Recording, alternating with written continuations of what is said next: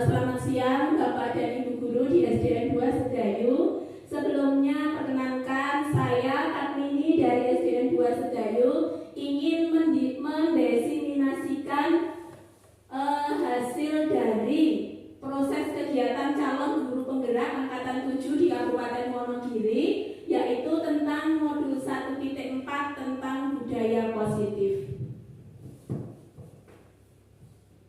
Topik dalam sosialisasi pada pagi hari ini saya akan menjelaskan tentang yang pertama, disiplin positif dan nilai-nilai kebijakan universal.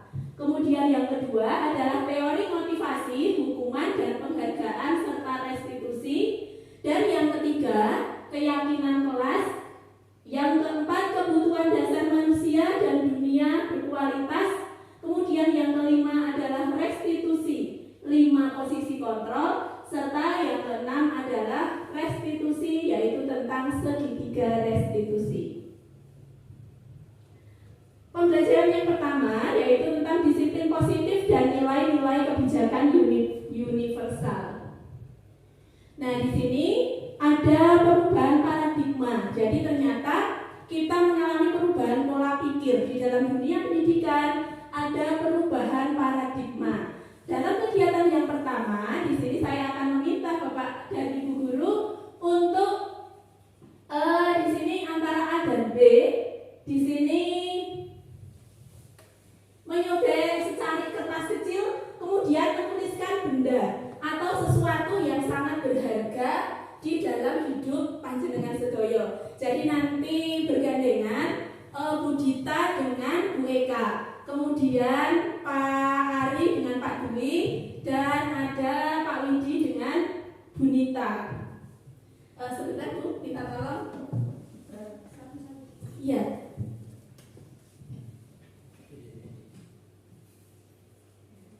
Nanti di dalam kertas tersebut saya minta tolong untuk dituliskan sesuatu yang berharga dalam hidup panjenengan. Jadi sesuatu itu sangat berharga di dalam hidup jenengan dan seolah-olah jenengan tidak ingin mengetahui.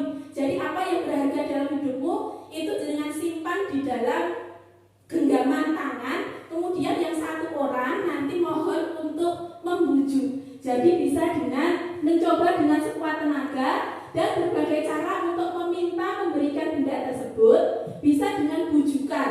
Jadi nanti salah satunya bisa dengan cara membujuk, bisa mengancam, menghardik atau merayu. Ini nanti Pak Dwi yang biasanya pandai untuk merayu nanti.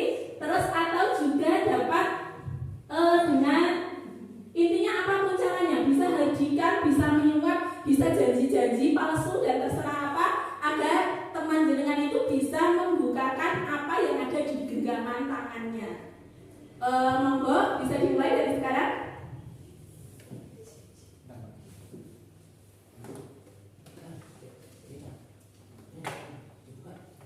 Boleh, monggo. Bunita dengan Pak Dwi boleh. Terus dengan antara Bu Deni dengan mereka juga boleh. Terserah, intinya dengan rayuan atau hardikan atau apapun agar teman jenengan itu mau membukakan apa yang berharga di dalam hidupnya. Iya. Monggo. Itu rayuan atau apa? Sudah ditemani bakso ternyata dan dia belum mau membuka. Pak Dwi sudah menghardik. Oh iya.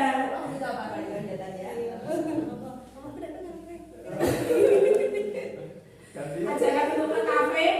Bagaimana Bapak Ibu, ada yang sudah mau membukakan apa yang ada yang berharga di dalam hidupnya? Belum ada. Oh iya, ternyata tidak ada yang ingin membukakan apa yang berharga di dalam hidupnya.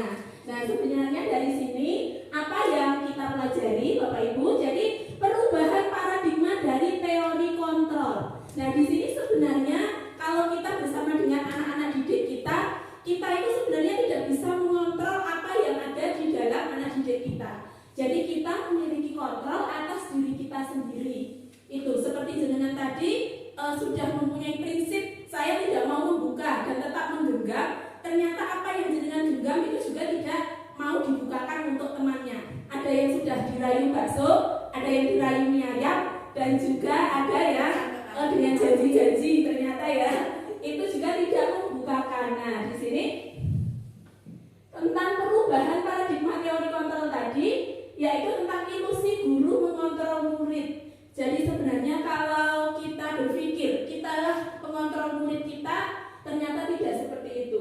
Setiap murid itu mempunyai prinsip sendiri itu. Terus kemudian yang kedua, ilusi bahwa kritik membuat orang merasa bersalah dapat menguatkan karakter. Jadi kadang-kadang saat ada anak kita yang terlambat, kemudian kita mengkritik, kemudian kita menghukum, kita berpikir hal tersebut bisa menguatkan karakternya. Ternyata tidak seperti itu. Kemudian yang ketiga, ilusi bahwa semua penguatan positif efektif dan bermanfaat.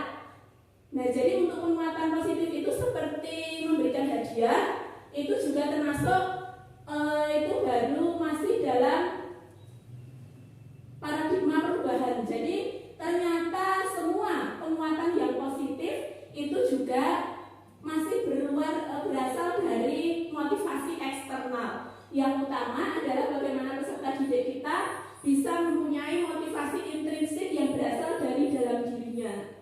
Kemudian yang keempat, ada ilusi bahwa orang dewasa memiliki hak untuk memaksa. Itu juga ilusi. Ya, jadi di sini ada perubahan paradigma teori kontrol ini. Jadi ini adalah paradigma yang harus kita ubah. Kemudian di sini tentang perubahan paradigma stimulus respon berubah menjadi teori kontrol.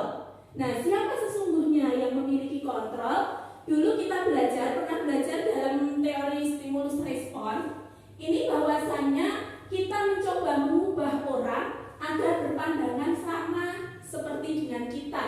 Kita bisa mengubahnya dulu di dalam teori stimulus respon seperti itu, tetapi kalau di dalam teori kontrol kita berusaha untuk memahami paradigma orang lain tentang dunia. Jadi kitalah yang harus memahami siswa-siswa kita, bagaimana kita harus memahami siswa kita itu tentang pemikirannya tentang dunia. Kemudian yang kedua, kalau di dalam paradigma stimulus respon, perilaku buruk dilihat sebagai suatu kesalahan. Begitu ada siswa yang berperilaku buruk, kita menganggapnya langsung mengejas itu adalah suatu kesalahan. Tetapi di dalam teori kontrol di sini semua perilaku itu memiliki tujuan tertentu dan kita harus berusaha bagaimana untuk mengetahui tujuan dari apa yang dilakukan peserta didik kita. Kemudian yang ketiga, orang lain bisa mengontrol saya. Dan di dalam teori kontrol hanya Anda yang bisa mengontrol diri Anda sendiri. Jadi ternyata hanya kitalah yang bisa mengontrol apa yang kita lakukan. Kemudian yang keempat, saya bisa mengontrol orang lain. Kalau di dalam teori kontrol ini kita tidak bisa mengontrol orang lain, tapi di sini ya jadi kita tidak bisa mengontrol orang lain. Kemudian di dalam stimulus respon itu ada pemaksaan, ada pada saat bujukan gagal. Jadi saat membujuk gagal seringkali dilakukan pemaksaan ini di dalam teori stimulus respon. Kemudian di dalam teori kontrol itu kolaborasi. Yang kita butuhkan sebenarnya bukan pemaksaan kepada peserta didik kita, tetapi kolaborasi dan konsekuensi yang bisa menciptakan pilihan-pilihan baru sehingga peserta didik kita bisa mengetahui apa kesalahannya dan bisa memperbaiki untuk selanjutnya. Kemudian di dalam teori stimulus respon di sini ada model berpikir menang atau kalah. Sementara itu di dalam teori kontrol itu model belajar menang dan menang. Jadi adanya adalah menang dan menang. Nah, jadi di sini tadi semua perilaku peserta didik itu kita harapkan berasal dari disiplin di dalam dirinya. Jadi bukan kita yang mendisiplinkan, bukan karena hukuman, bukan juga karena ingin penghargaan, tetapi menginginkan disiplin itu yang berasal dari dalam siswa atau peserta didik kita. Nah, sebenarnya disiplin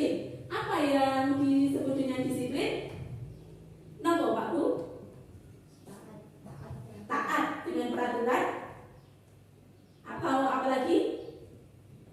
Patuh. Jadi di dalam disiplin itu banyak yang untuk mengartikan sebagai taat, patuh gitu. Jadi secara ini disiplin berasal dari bahasa Latin, yaitu disiplin yang artinya adalah belajar. Makna asal dari kata ini berkonotasi dengan disiplin dari murid-murid Socrates dan Plato.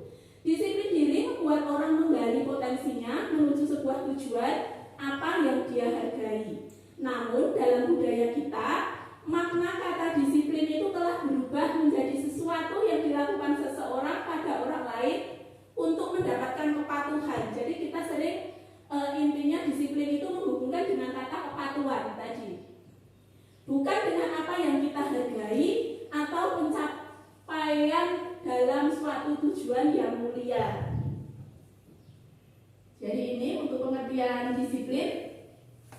Kemudian Bapak Pendidikan kita Ki Hajar Dewantara menyatakan bahwa di mana ada kemerdekaan, disitulah harus ada disiplin yang kuat. Sesungguhnya disiplin itu bersifat self-disiplin yang kita sendiri yang mewujudkan, dan kita dengan sekeras-kerasnya akan berusaha untuk mewujudkan hal tersebut. Jadi di sini menurut Bapak Ki Hajar Dewantara yang namanya self-disiplin itu adalah disiplin yang muncul dari dalam peserta didik kita sendiri.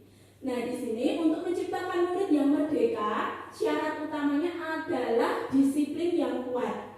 Disiplin di sini yang dimaksud adalah disiplin diri yang memiliki motivasi dari internal.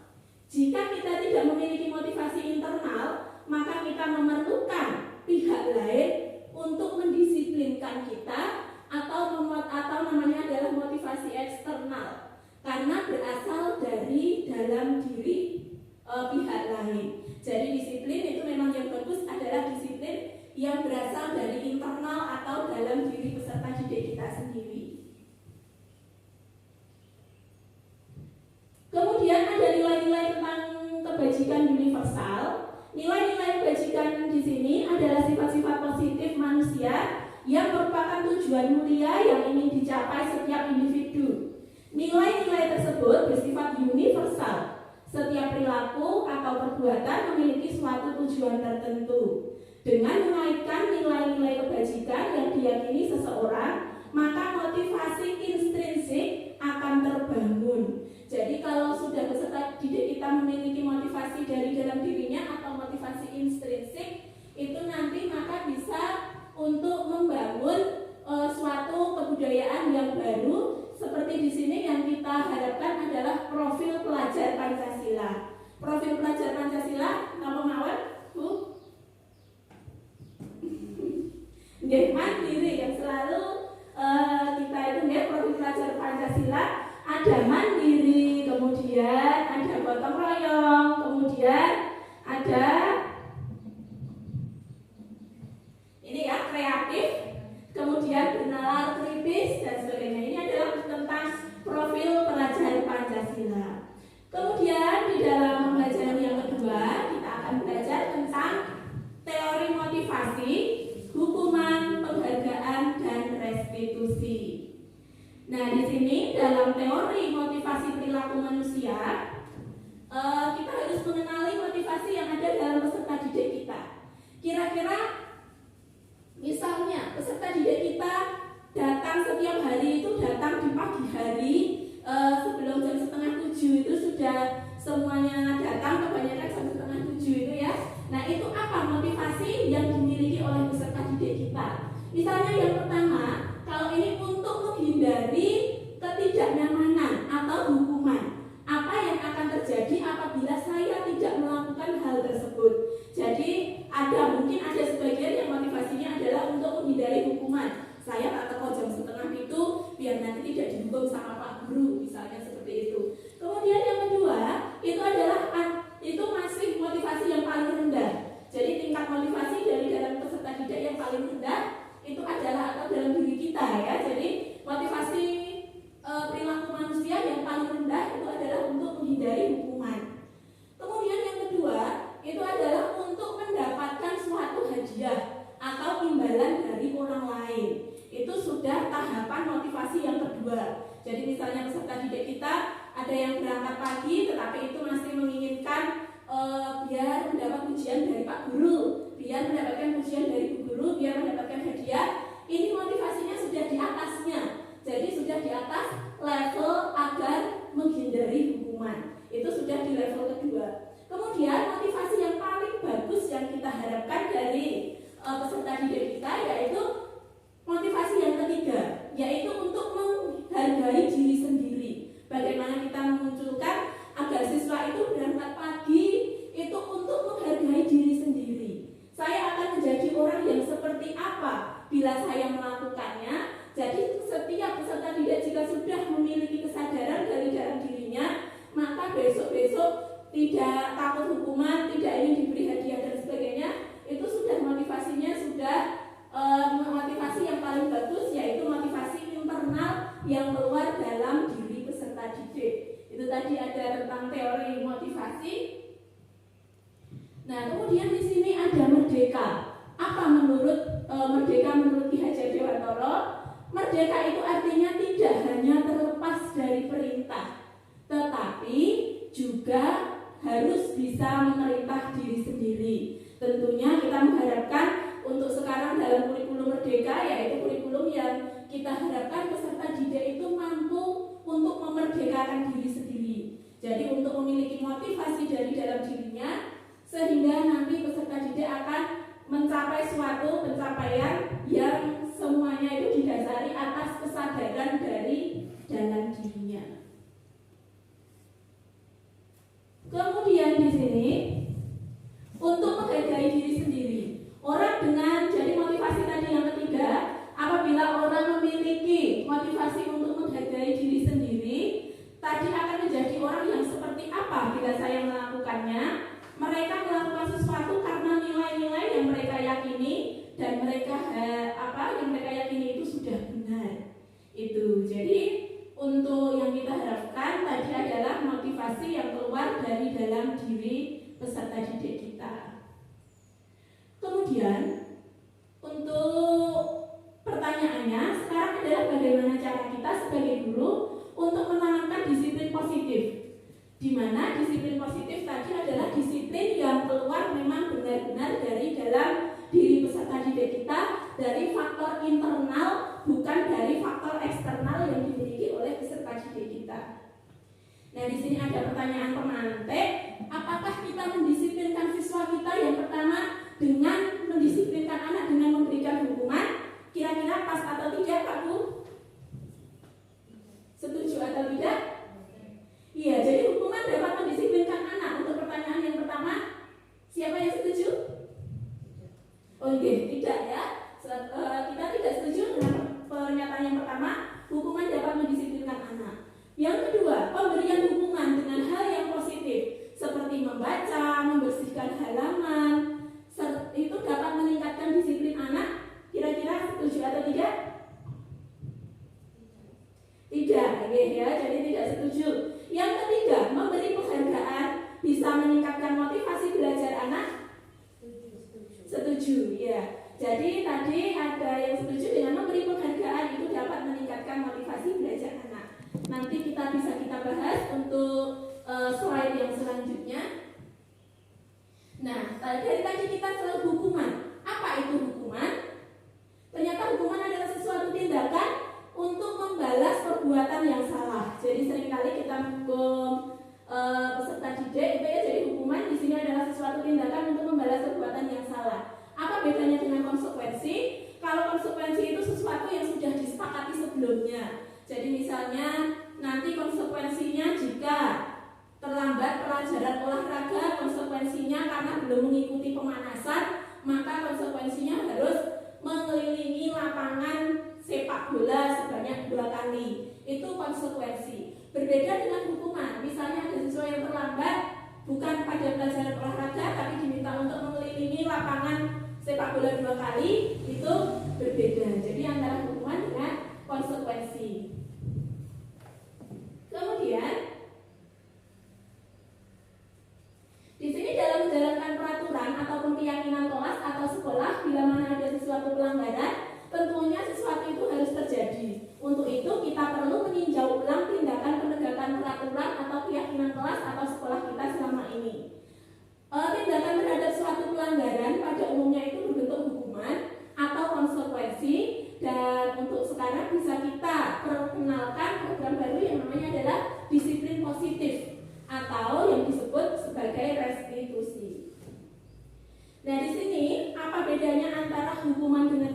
konsekuensi, hukuman itu adalah sesuatu yang menyakitkan dan harus terjadi. Itu untuk hukuman.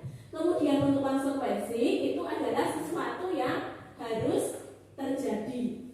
Jadi tidak ada kata menyakitkan. Kalau di dalam hukuman itu siswa biasanya merasa sakit gitu ya, menyakitkan yang harus terjadi. Tapi kalau konsekuensi itu sesuatu yang harus terjadi. Kemudian hukuman itu membuat anak sakit secara fisik ataupun secara hati untuk jangka waktu yang lama. Meski itu akan dieling-eling, saya dulu pernah dihukum Pak ini pada saat peristiwa ini, sampai nanti biasanya lulus sekolah dan sebagainya masih mengingat, karena itu biasanya dalam jangka waktu lama yang masih diingat untuk hukuman. Nah, kalau konsekuensi membuat anak merasa tidak nyaman hanya dalam jangka waktu yang pendek. Kemudian untuk hukuman itu anak akan membenci kedisiplinan. Wah, saya tidak suka berangkat pagi tentang disiplin misalnya, karena saya jika tidak disiplin akan dihukum. Itu jadi hukuman itu membuat mereka benci dengan kedisiplinan. Kemudian kalau konsekuensi itu anak akan menghargai disiplin. Ternyata kita harus disiplin itu untuk menghargai diri kita sendiri. Kemudian kalau hukuman itu sifatnya adalah paksaan, kalau konsekuensi sifatnya stimulus dan tanggapan. Kemudian hukuman mendorong anak untuk menyakiti diri sendiri, kalau konsekuensi mendorong anak agar mudah menyesuaikan diri. Kemudian hukuman itu konsep diri yang buruk, kalau konsekuensi konsep diri yang baik. Hukuman itu anak belajar untuk menyembunyikan kesalahan. Jadi sering sekali anak menyembunyikan kesalahan karena takut dihukum gitu. Kemudian kalau konsekuensi, anak itu belajar untuk mematuhi peraturan. Kemudian hukuman itu membuat rasa marah, rasa bersalah, dan rasa dipermalukan sehingga merasa menjadi diri yang tidak dihargai. Tetapi kalau konsekuensi itu akan kehilangan hak, dibuat tidak nyaman, diasingkan untuk sementara. Jadi waktunya lebih sedikit, lebih sebentar daripada waktu yang dirasakan pada saat mengalami hukuman. Kemudian di sini ada beberapa contoh, termasuk hukuman atau konsekuensikah tindakan guru berikut ini. Yang pertama, mencatat 100 kali di dalam buku kalimat saya tidak akan terlambat lagi karena terlambat ke sekolah. Berarti ini apa Pak Bu? Hukuman atau konsekuensi? Oke, hukuman. Yang kedua, lari mengelilingi lapangan basket 2 kali karena terlambat hadir di sekolah. Ini termasuk hukuman. Murid diminta untuk push up 15 kali karena tidak menggunakan masker ke sekolah. Hukuman. Kemudian yang keempat, menggantikan kertas tugas teman yang telah dicoret-coret. Iya, konsekuensi ya, itu menggantikan kertas tugas. Yang kelima, membersihkan tumpahan air di meja karena tersenggol pada saat belajar. Termasuk konsekuensi. Murid disuruh untuk mengenakan sepatu seharian di sekolah karena tidak mengenakan sepatu hitam. Hukuman. Kemudian lari mengelilingi lapangan basket 2 kali karena terlambat 10 menit tidak mengikuti pelajaran PJOK. Konsekuensi karena itu masih ada hubungannya dengan pelajaran PJOK, mungkin belum mengikuti pemanasan itu.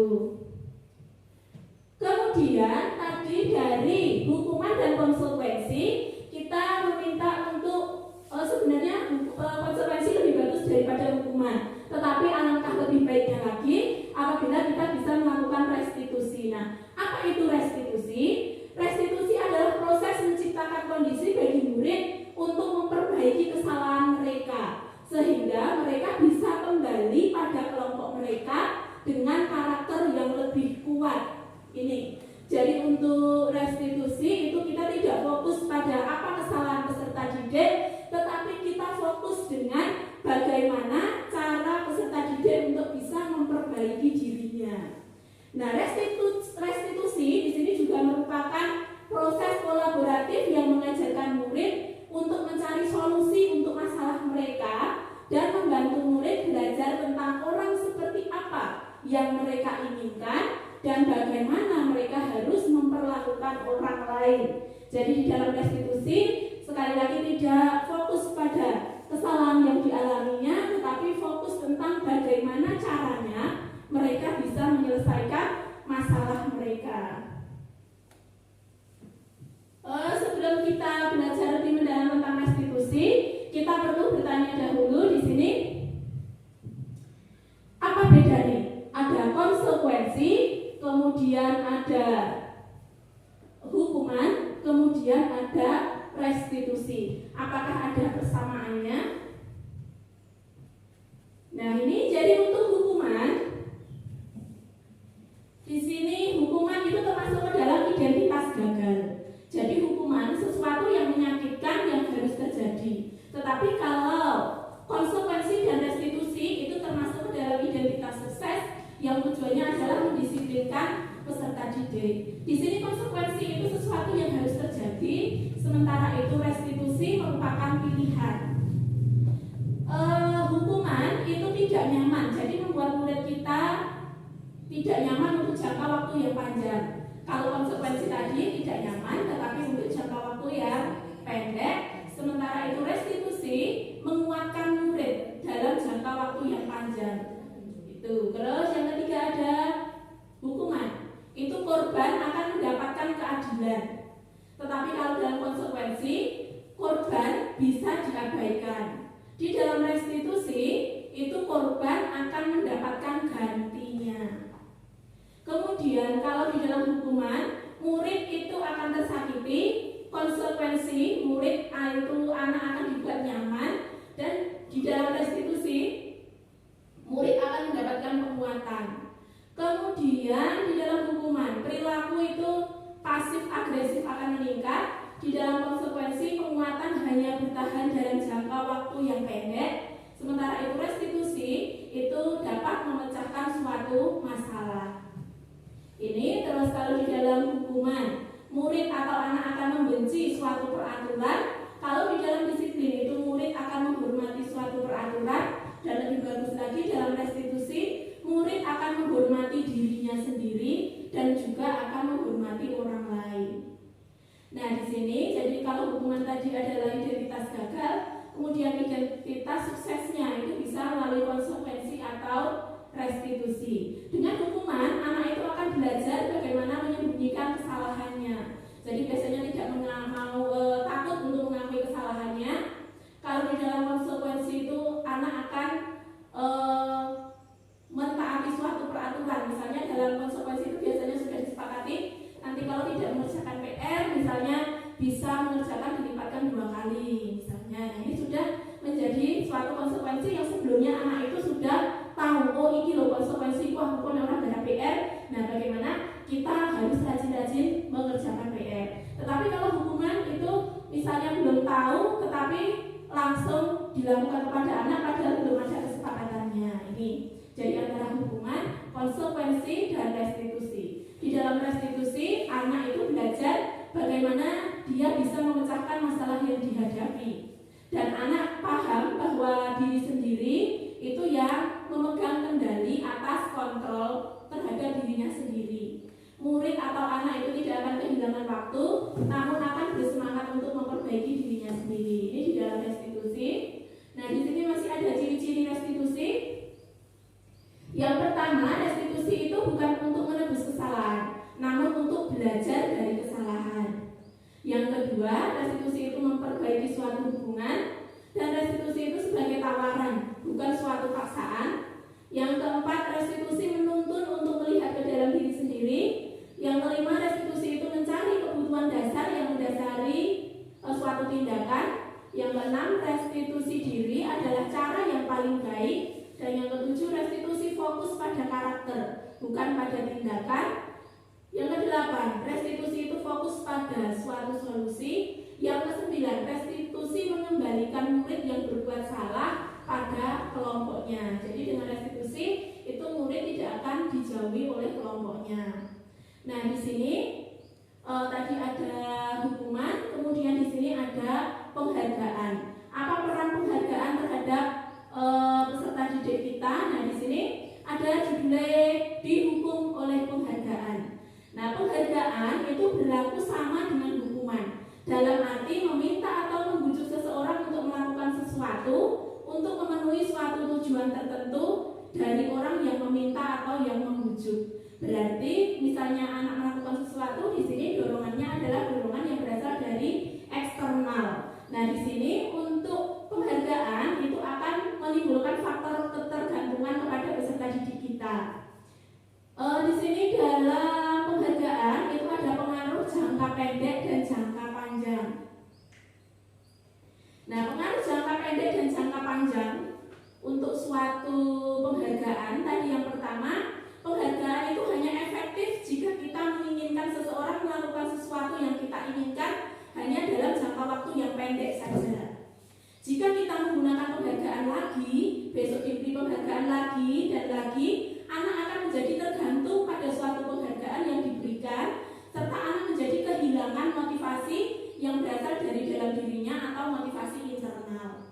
Kemudian yang ketiga, jika kita mendapatkan penghargaan untuk melakukan sesuatu yang baik, maka selain kita senantiasa berharap mendapatkan penghargaan tersebut lagi, kita pun menjadi tidak menyadari tindakan baik yang kita lakukan.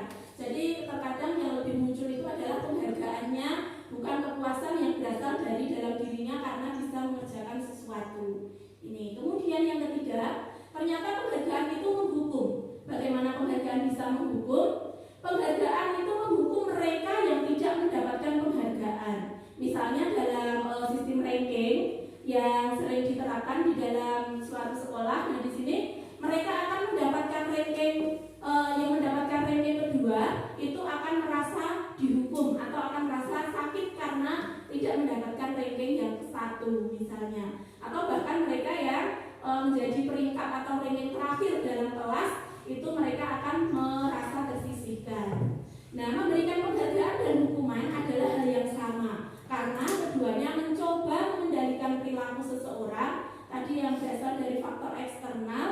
Kemudian karena orang pada dasarnya tidak suka dikendalikan dalam jangka waktu yang lama, penghargaan akan terlihat sebagai hukuman. Jika sesuatu penghargaan diharapkan, namun Anda tidak mendapatkannya, maka akan merasa dihukum. Jadi kadang-kadang ada anak kita itu yang di rumah nanti kalau ranking 1 tak belikan apa yang diinginkan misalnya. Ternyata anak tidak mendapatkan peringkat 1 sepulang sekolah. Nah, itu merasa kecewa, terus nangis dan lain sebagainya, itu merasa yang paling dihukum atau merasa sakit karena tidak mendapatkan penghargaan. Kemudian penghargaan itu ternyata mengurangi ketepatan. Di sini ada suatu riset dalam sebuah percobaan ada sekelompok anak laki-laki yang berusia sekitar 9 tahun diminta untuk melihat gambar-gambar wajah yang ditampilkan di layar.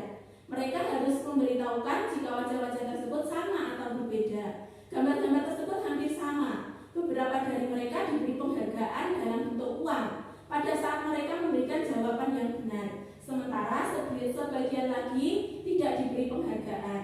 Nah, hasil dari riset tersebut ternyata anak laki-laki yang dibayar itu malah membuat kesalahan yang lebih banyak. Ini salah satu saya ambilkan dari salah satu riset. Sebenarnya masih banyak penelitian tentang penghargaan yang ternyata itu penghargaan itu menghukum. Nah, di sini penghargaan itu juga merusak hubungan. Ketika seseorang diberi penghargaan atau dipuji di depan orang banyak, maka orang lain yang akan merasa iri dan sebagian dari mereka tidak menyukai orang yang diberikan penghargaan tersebut. Jadi malah anak yang mendapatkan penghargaan menjadi disingkirkan dari teman-temannya. Jika seorang guru itu sering memberikan penghargaan kepada murid-muridnya, besar kemungkinan murid-muridnya akan termotivasi melakukan sesuatu hanya untuk menyenangkan gurunya. Mereka tidak akan bersikap jujur kepada guru tersebut. Ini ternyata tadi adalah tentang bagaimana penghargaan itu ternyata di sini dihukum oleh penghargaan. Berarti penghargaan yang diberikan itu ternyata masih kurang pas jika kita berikan kepada peserta didik kita dengan adanya inovasi-inovasi yang baru seperti hal tersebut. Kemudian yang ketiga, di sini kita akan belajar tentang pembelajaran 3, yaitu tentang keyakinan kelas. Sosialisasi yang ketiga di sini, mengapa kita tidak membuat peraturan saja? Kenapa harus keyakinan kelas yang kita buat? Nah, di sini mengapa kita memiliki peraturan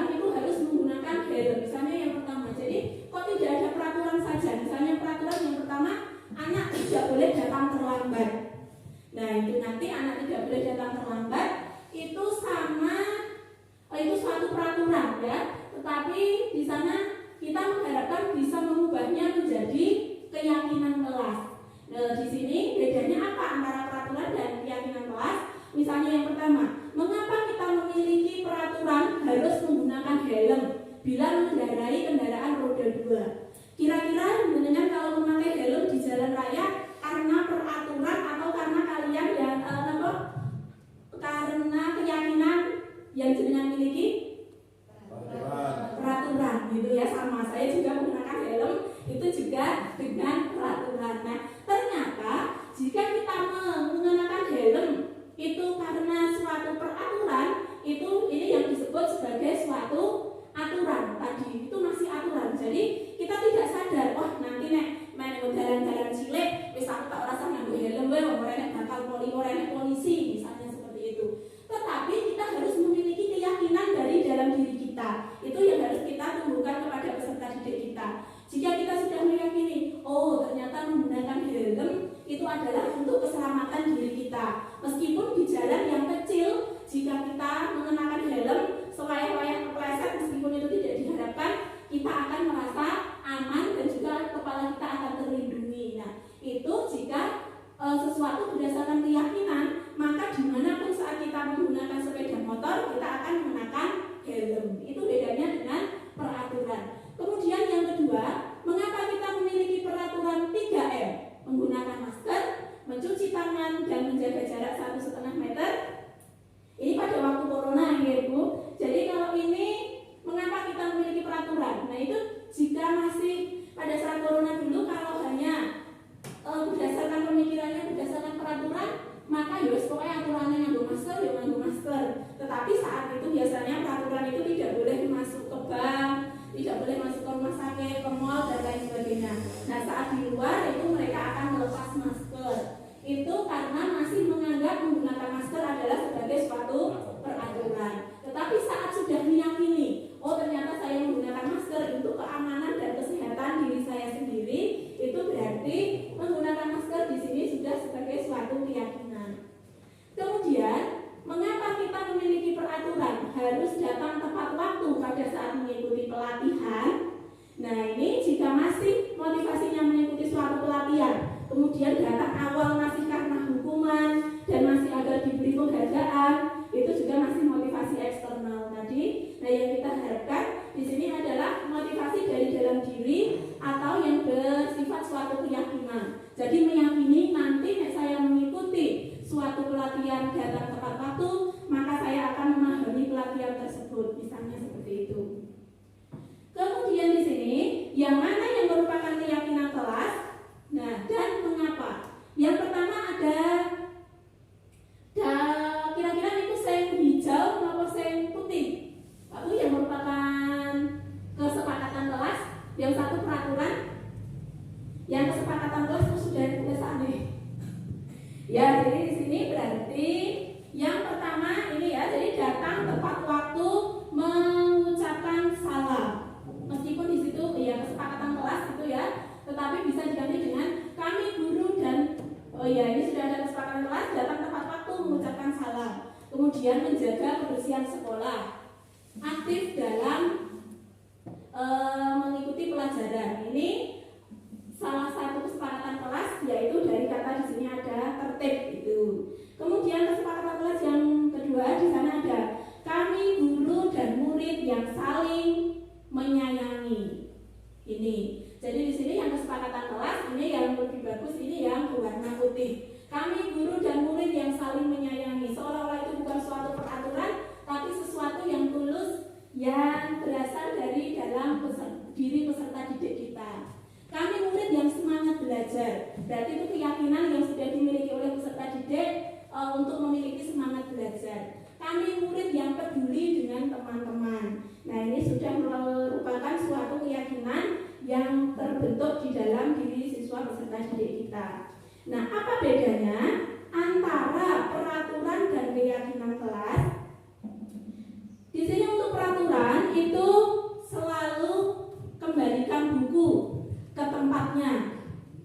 Berarti peraturan selalu kembalikan buku ke tempatnya. Itu untuk keyakinan kelasnya kira-kira apa Pak?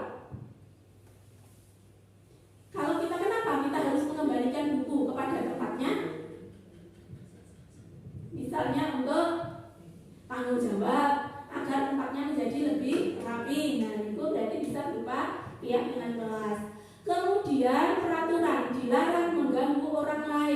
bisa diganti dengan keyakinan kelas menghormati orang lain. Kemudian ada peraturan hadir di sekolah 15 menit sebelum pelajaran dimulai. Bisa diganti dengan keyakinan menghormati orang lain dan berkomitmen.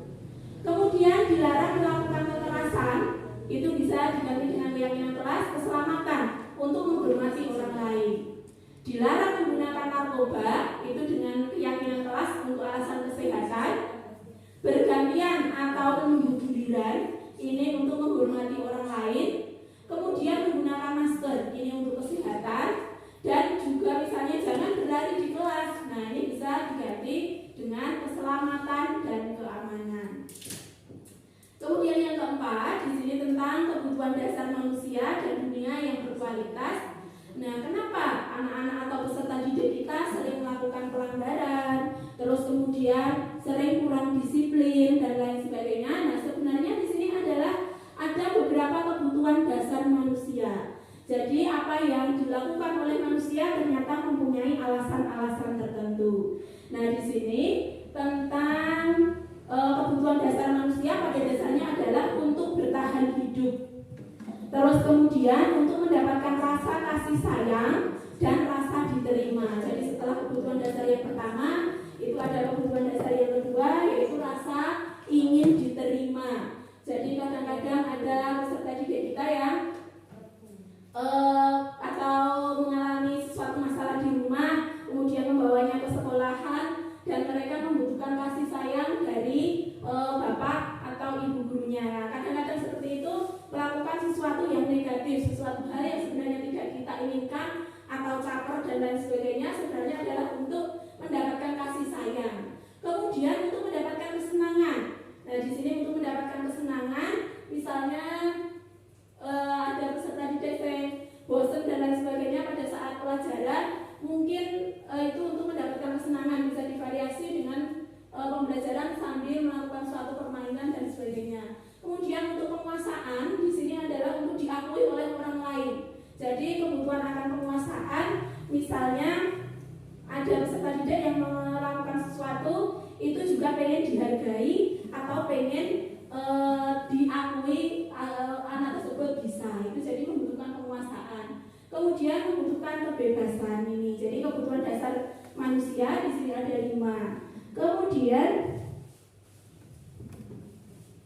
kebutuhan untuk bertahan hidup atau survival tadi adalah kebutuhan yang bersifat fisiologis untuk bertahan hidup, misalnya berupa kesehatan, rumah, makanan, dan juga kebutuhan biologis ini termasuk ke dalam kebutuhan untuk tetap bertahan hidup. Kemudian ada pembelajaran yang kelima, yaitu ada posisi kontrol. Ternyata posisi kontrol yang kita harapkan di sini, posisi kontrol yang dilakukan kita selama ini, yang pertama adalah sebagai penghukum. Seorang penghukum itu bisa menggunakan hukuman fisik ataupun hukuman verbal. Hukuman fisik itu berarti sesuatu yang kita lakukan, misalnya tadi disuruh lari di lapangan dan sebagainya. Hukuman verbal itu, hukuman verbal misalnya hukuman kata-kata. Sebenarnya kata-kata, tetapi hal tersebut ternyata sangat menyakiti peserta didik kita dan akan selalu diingat. Nah, di sini orang yang menjalankan posisi penghukum senantiasa mengatakan bahwa sekolah memerlukan sistem atau alat yang dapat lebih menekan murid-murid lebih dalam lagi. Guru-guru yang menerapkan posisi penghukum ini akan berkata, patuhi aturan saya, awas, kamu selalu saja salah, selalu, pasti selalu yang terakhir selesai. Nah, guru yang seperti ini senantiasa percaya hanya dengan satu cara atau dengan hukuman pembelajaran itu bisa berhasil ini. Jadi posisi kontrol yang pertama adalah sebagai penghukum. Kemudian posisi kontrol yang kedua adalah sebagai pembuat rasa bersalah. Pada posisi ini biasanya guru akan bersuara lebih lembut. Pembuat rasa bersalah akan menggunakan keheningan yang membuat orang lain merasa tidak nyaman atau bersalah atau rendah diri. Kata-kata yang keluar dengan lembut akan misalnya seperti, ibu sangat kecewa sekali dengan kamu. Berapa kali bapak harus memberitahu kamu ya? Gimana? Coba kalau orang tua kamu tahu kamu berbuat begini. Di posisi ini murid akan memiliki penilaian diri yang buruk tentang diri mereka. Murid akan merasa tidak berharga dan tidak disayangi oleh gurunya misalnya. Kemudian posisi kontrol yang ketiga, di sini posisi guru sebagai teman. Guru pada posisi teman ini tidak akan menyakiti murid, namun akan tetap berupaya mengontrol murid melalui persuasi. Posisi teman pada guru bisa negatif, bisa juga positif. Nah, positif di sini berupa hubungan yang baik yang terjalin antara guru dan murid. Guru di dalam posisi teman akan menggunakan hubungan baik dan humor untuk mempengaruhi seseorang. Mereka akan berkata, ayo bantulah Bapak demi Bapak ya. Ayo ingat tidak bantuan Bapak selama ini. Misalnya seperti itu. Jadi itu posisi guru sebagai teman seringkali masih diselingi dengan humor dan sebagainya. Ini sebagai teman. Nah, kemudian yang keempat, ini posisi yang keempat adalah posisi guru sebagai pemantau. Pemantau di sini berarti mengawasi pada saat kita bertanggung jawab atas perilaku orang-orang yang kita awasi. Posisi pemantau itu berdasarkan pada peraturan-peraturan dan konsekuensi yang sudah dibuat di dalam suatu sekolah. Dengan menggunakan sanksi atau konsekuensi, kita dapat memisahkan hubungan pribadi kita dengan murid. Sebagai seorang yang menjalankan posisi memantau, pertanyaan yang diajukan biasanya misalnya, peraturannya apa? Misalnya ada siswa yang datang terlambat, peraturannya apa? Apa yang telah kami lakukan? Sanksi atau konsekuensinya apa jika terlambat sekian menit? Gitu. Jadi untuk pemantau ini hubungannya dengan konsekuensi yang sudah disepakati dalam suatu sekolah. Kemudian untuk posisi yang diharapkan itu adalah posisi guru sebagai manajer. Itu jadi dari 5 posisi tadi yang paling diharapkan adalah posisi guru sebagai manajer, di mana pada posisi manajer itu posisi di mana guru berbuat sesuatu bersama dengan murid dan mempersilahkan murid untuk mempertanggungjawabkan perilakunya, mendukung murid agar dapat menemukan solusi apa atas masalah yang dihadapinya sendiri. Seorang manajer telah memiliki keterampilan di posisi teman ataupun sebagai pemantau. Dengan demikian bisa jadi waktu-waktu tertentu kembali kepada kedua posisi tersebut bila diperlukan. Jadi untuk posisi yang paling diharapkan itu adalah posisi manajer, pemantau atau teman.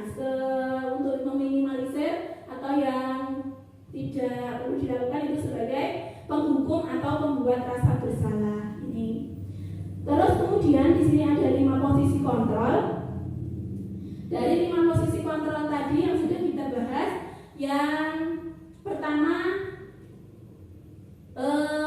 kalau di dalam posisi penghukum, ini guru akan berbuat menghardik, menunjuk-nunjuk dan juga akan menyindir peserta didik. Kalau sudah di dalam posisi pembuat merasa bersalah, guru akan berceramah dan mengatakan seharusnya begini-begini, ibu sangat kecewa dengan perilakumu. Itu sebagai pembuat merasa bersalah. Kemudian kalau di posisi teman, itu bisa membuatkan alasan-alasan untuk muridnya. Jadi kalau muridnya melakukan sesuatu, sebagai teman itu bisa membuatkan alasan-alasan tertentu untuk muridnya. Kalau sebagai pemantau itu bisa dengan menghitung dan juga mengukur. Sebagai manajer itu bisa dengan mengajukan pertanyaan-pertanyaan. Kemudian di dalam posisi penghukum, hasilnya itu siswa akan memberontak, menyalahkan orang lain dan akan melakukan suatu kebohongan. Kemudian kalau posisi membuat orang merasa bersalah, itu peserta didik akan menyembunyikan atau menyangkal suatu kebohongan. Kemudian di dalam posisi teman, itu akan membuat peserta didik merasa ketergantungan. Kemudian di dalam posisi pemantau, itu peserta didik akan menyesuaikan diri bila diawasi, dan jika guru memposisikan diri sebagai manajer, maka peserta didik bisa menguatkan pribadinya. Kemudian dampak pada muridnya, kalau guru sebagai penghukum, itu murid akan selalu mengulangi kesalahan. Kalau pembuat merasa bersalah, itu peserta didik akan merasa rendah diri. Dan jika kita berposisi sebagai teman, maka peserta didik akan lemah atau tidak mandiri dan tidak akan tergantung kepada gurunya. Kemudian jika guru memposisikan diri sebagai pemantau, maka di sini peserta didik akan memiliki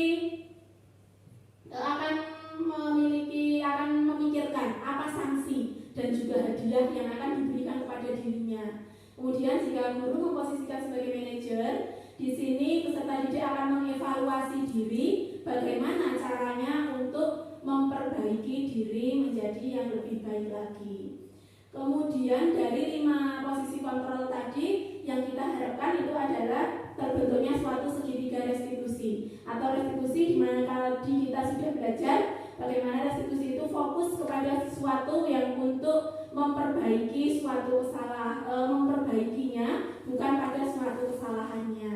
Nah, di sini proses dalam segitiga restitusi yang paling dasar, langkah pertama dalam segitiga restitusi yang kita lakukan adalah menstabilkan identitas. Terus kemudian di sini ada validasi kebutuhan, kemudian menanyakan keyakinan. Nah, di dalam menstabilkan identitas ini akan membuat anak yang merasa gagal karena berbuat salah menjadi berpikir positif terhadap dirinya sendiri.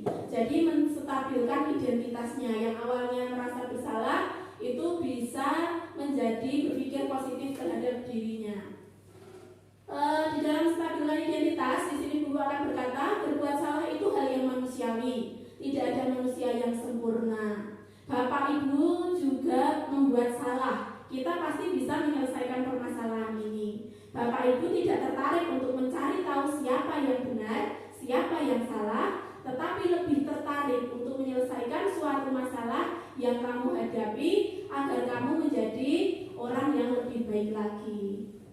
Kemudian yang kedua tentang validasi kebutuhan. Langkah kedua dalam segitiga restitusi adalah validasi kebutuhan yang fungsinya untuk membantu siswa mengenali basic need atau kebutuhan yang ingin dipenuhinya ketika melakukan kesalahan. Pada dasarnya setiap tindakan manusia itu tujuannya adalah untuk memenuhi kebutuhan hidupnya yang ada 5 tadi. Nah, maka untuk validasi kebutuhan, kita untuk mengetahui kebutuhan apa yang belum terpenuhi dalam peserta didik kita bisa di sini misalnya dengan kamu bisa saja kan melakukan hal yang lebih buruk, tapi kamu tidak melakukannya.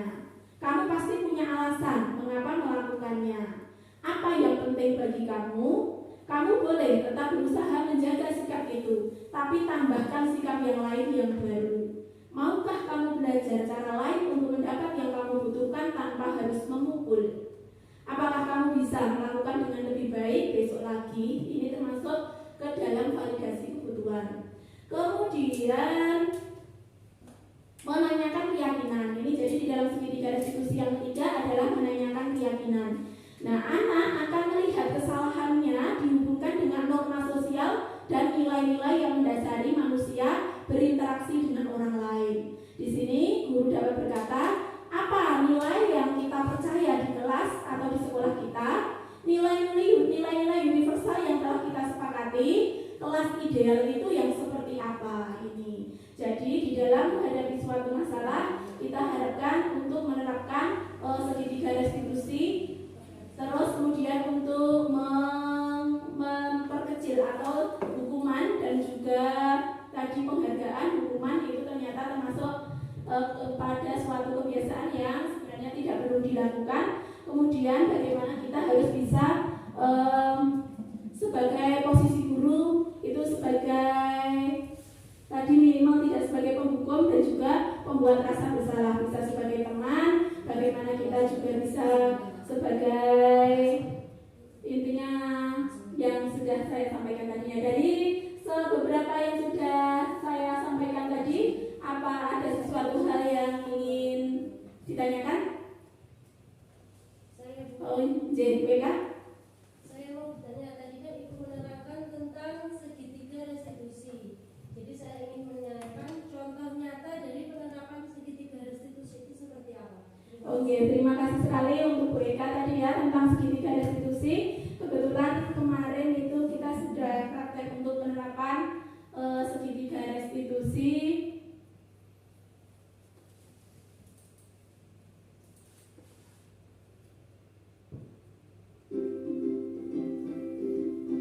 Nah, ini ada beberapa tahapan di dalam segitiga restitusi.